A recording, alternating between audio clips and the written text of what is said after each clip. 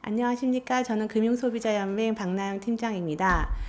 오늘 제가 해드릴 얘기는 좀 어려우실 수도 있는데 제2금융권 DSR 관련된 얘기입니다. 2019년 5월 13일 날 금융위원회는 제2금융권 DSR에 이제 보험 약관 대출을 포함한다는 내용을 발표를 하였는데요. 이게 보통 사람들이 들으면 뭐 보험 약관 대출이 DSR에 포함되는 게 무슨 문제일까라고 생각하실 수도 있겠지만 우선 DSR이라는 것 자체가 여러분들한테 굉장히 생소할 수도 있어요. DSR이라는 게 뭐냐면 1년 동안 여러분들이 내는 대출 상환 원리금액을 여러분들의 소득에 따라 나눈 걸 얘기를 해요. 비율을 얘기를 합니다. 예를 들어 설명을 하면은 연봉 3천만 원짜리 직장인이 있다 그러면은 근데 DSR을 40%를 규제를 하겠다. 라고 한다면 원리금 상환을 1,200만 원까지만 할 수가 있는 거예요. 근데 그 대출금의 종류의 범위에 이제 그 보험 약관 대출을 포함시키겠다라는 거거든요. 뭐 보험을 없으신 분들은 보험 약관 대출을 뭐 안 받으면 되는 거고 그리고 보험 약관 대출이 뭐 얼마나 되겠어? 라고 생각을 하시겠지만 지금 그러니까 전 보험사에서 나가고 있는 보험 약관 대출이 55조가 됩니다.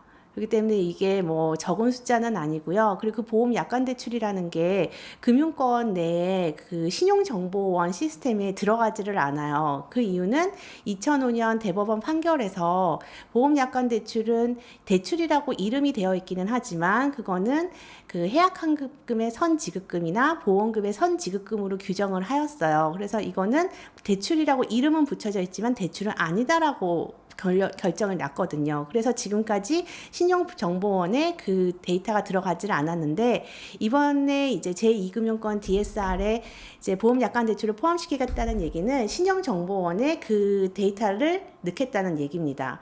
보험 약관 대출은 보험이 없거나 아니면 보험 해약환급금이 없으면 아예 대출이 실행이 되지를 않겠죠. 그렇기 때문에 한쪽에서는 우려하는 거는 그 사람의 재산 상황에 대해서 신용정보원에 노출이 되는 거 아니냐라고 우려하는 분도 계시고요. 그런데 이런 부분들을 그러니까 저희 같이 이제 전문적으로 그거를 뉴스를 보면서 아 이게 되게 문제가 될 수도 있겠다라고 생각하는 사람들은 이슈를 생각할 수가 있겠지만 일반인들은 제2금융권 DSR에 보험 약관 대출이 포함? 이게 뭐 나랑 무슨 상관이야? 이렇게 생각할 수도 있어요.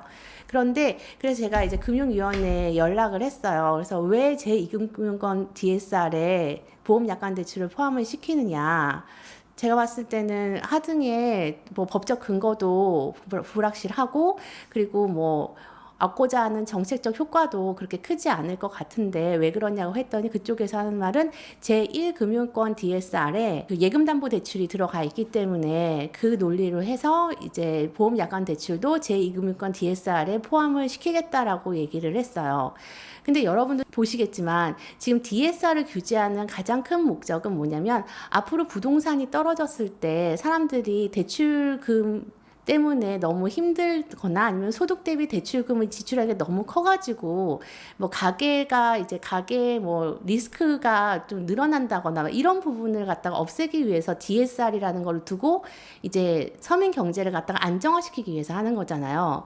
그런데 예를 들면 증권담보대출이라던가 아니면은 부동산 담보대출은 그 자산 가격이 변할 수가 있어요. 생각해보면 주식은 언제든지 떨어질 수 있고 그 부동산도 언제든지 떨어질 수가 있는 거잖아요. 근데 예금은 떨어질 수가 없는 거죠. 이자가 붙었으면 붙었지 떨어지지가 않는 거잖아요. 그렇기 때문에 예금담보대출이 리스크 해가지고서는 제1금융권 DSR에 포함되었다라는 거는 우선 논리부터가 맞지를 않고 이거는 뭐냐면 제가 이렇게 말씀드리면 좀 강하게 말씀드리는 걸 수도 있는데 겉으로 보기에 대출이 줄어들었다는 것처럼 보이기 위해서 아무런 리스크가 없는 대출을 포함시킨 거예요. 제1금융권 DSR이 포함되고 난 다음에 나오는 뉴스들을 검색을 해보시면 아시겠지만 대출이 예전보다 그 DSR을 시행하기 전보다 3분의 2가 줄었다라는 뉴스를 많이 보실 수가 있거든요. 그런데 그 대출이 어떤 대출이 줄었느냐에 대해서는 아무도 묻지를 않아요. 그냥 대출 총량이 줄었다. 근데 그 대출 총량이 만약에 예금담보대출만 줄었으면 어떡하죠? 그리고 리스크가 없는 대출은 줄어들고 리스크가 있는 대출이 늘었다라 그런다면 대출 내용 안은 더 살펴보지 않고 그냥 총액만 줄었다라는 거를 얘기를 하는 거기 때문에 제1금융권 DSR에 예금담보대출이 들어갔다는 것도 그 DSR을 제정한 목적에 맞지도 않고 그리고 제1금융권 DSR에 예금담보대출이 들어갔다는 이유만으로 제2금융권 DSR에 보험약관대출이 들어간다는 건 더더욱이나 말이 되지 않습니다. 제가 이제 은행에 있어 봐서 아는데 예금담보대출을 받으시는 게 굉장히 간단해요. 예를 들면 1억을 예금을 넣었는데 그러면 이자가 있잖아요. 뭐 2%든 뭐 1.5%든 이자가 있는데 1년 만기까지 기다려야지 그 이자를 받을 수가 있는데 갑자기 중간에 돈이 필요하게 된 거예요. 그렇게 되는 경우에는 90%까지 이제 대출을 받으실 수 있으니까 고민을 하게 되죠. 이거를 깨고 그냥 그 돈을 다 쓸 건지 이제 대출을 받아서 쓸 건지 그걸 결정하는 이유는 뭐냐면 만기가 얼마 안 남았을 때 뭐 1개월, 2개월 이렇게 남았을 때 조금만 기다리면 내가 이자를 받는데 중간에 깨면 이자를 거의 받지를 못하니까 그 이자를 받기 위해서 예금담보대출을 아주 단기간 이용을 하는 거거든요.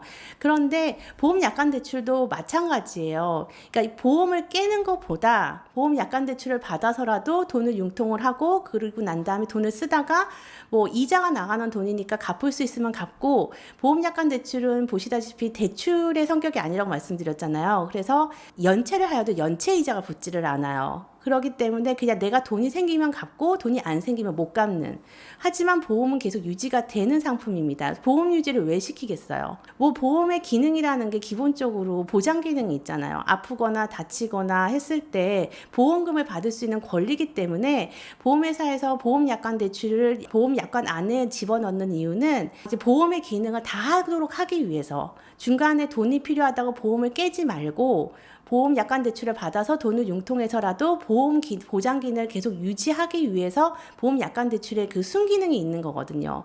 근데 이것을 대출이라는 이유만으로 이자가 나간다는 이유만으로 이게 가계 전전성의 이제 지표로 삼겠다라는 거는 리스크가 전혀 없잖아요. 그 예금담보대출이 들어갔으니까 보험약관대출도 제2금융권 DSR에 포함을 시키겠다. 이거는 공무원들이 대출을 줄이는 거를 갖다 목표로 해서 무조건 다 집어넣겠다. 대출이라고 이름 짓는 거는 다 집어넣겠다라고 하는 거랑 마찬가지예요. 하지만 보험약관대출도 그렇고 예금담보대출도 그렇고 리스크가 전혀 없는 상품입니다. 그러니까 보험사나 은행에서는 그 사람의 돈보다 더 적은 돈을 대출을 해주고 있고요. 그리고 금리도 예금담보대출 같은 경우에는 지금 지급하는 금리에 뭐 1.5%를 더해준다거나 뭐 이런 식으로 해서 금리도 높지도 않고 그리고 제2금융권의 다른 대출에 비해서 예금담보대출 금리는 상당히 낮습니다. 예를 들면 제2금융권 하면은 20%막 이렇잖아요. 근데 예금담보대출은 기껏해야 7, 8%밖에 되지 않아요. 그렇기 때문에 서민들이 이용하는 상품이고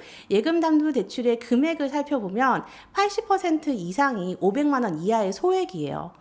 그러니까 이 소액을 DSR에 포함시킨다고 해서 DSR이 뭐 크게 영향을 받는다거나 그러지도 않습니다. 한 걸음 더 나가서 살펴보면 내가 집을 사려고 제2금융권에 이제 그 대출을 신청을 했는데 DSR이 모자라요. 그래서 예금 담보 대출을 처리를 해야 될 것 같아요. 그래서 잠깐 돈을 빌려서 예금담보대출을 갚은 다음에 DSR을 맞춰가지고 대출을 받고 난 다음에 다시 예금담보대출을 받는다고 해도 규제할 방법이 없어요. 그렇기 때문에 이거는 실효성도 없을 뿐더러 그리고 대출을 다 포함시켰다라는 그 말 한마디를 적기 위한 거고 서민 경제에 전혀 도움이 되지도 않고 만약에 이것 때문에 어떤 사람이 약관 대출 많이 받은 상품이 있는데 그러면은 그냥 이거 깨버릴까?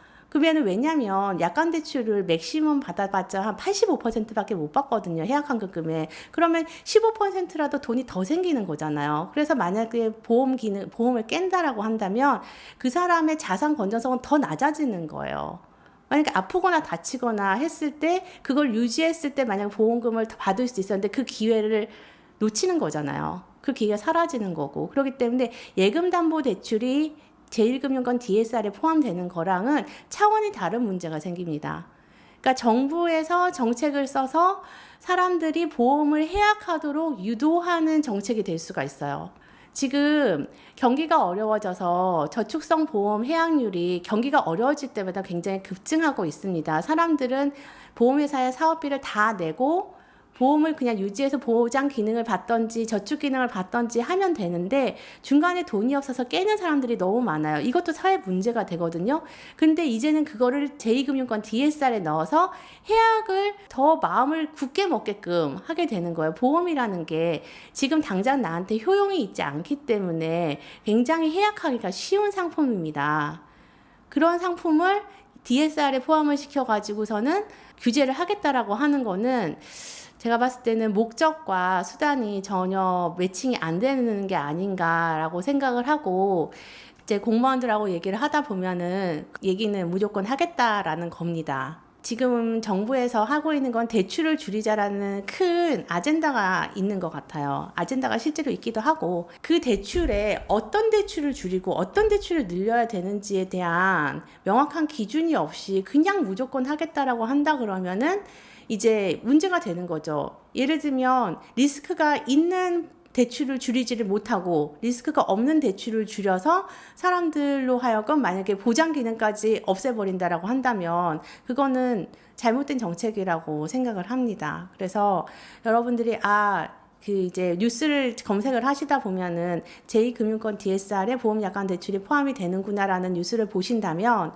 내 주변에 어떤 사람이 집을 대출을 받기 위해서 아니면 대출을 좀 더 받기 위해서 제2금융권에 대출을 신청했을 때 보험 약관 대출이 있으시네요. 그러면 대출 금액이 이렇게 줄어듭니다라는 말을 들었다 그런다면 보험을 해약할 수도 있겠구나 라고 생각을 하셔야 되고 이거는 좀 서민 경제에 그렇게 도움이 되지 않는 정책이구나라는 거를 아셨으면 좋겠습니다. 이게 여러 번 생각을 하지 않으면 이 결론까지 도달할 수가 없어요. 여러분들 정부에서 정책 많이 결정을 하지만 이렇게 자세히 누가 풀어서 설명해 주지 않으면 그냥 정부에서 하는 일이니까 다 좋겠지. 대출 줄어들면 좋은 거잖아 라고 생각하실 수 있어요. 근데 대출의 성격이 다르고 용도가 다르고 이게 가계 경제에 미치는 영향이 다 다르기 때문에 그렇게 무작위하게 규제를 하는 거는 다시금 생각해 보셨으면 좋겠고 아마 이 방송이 나갈 때쯤이면 이제 발표가 될 텐데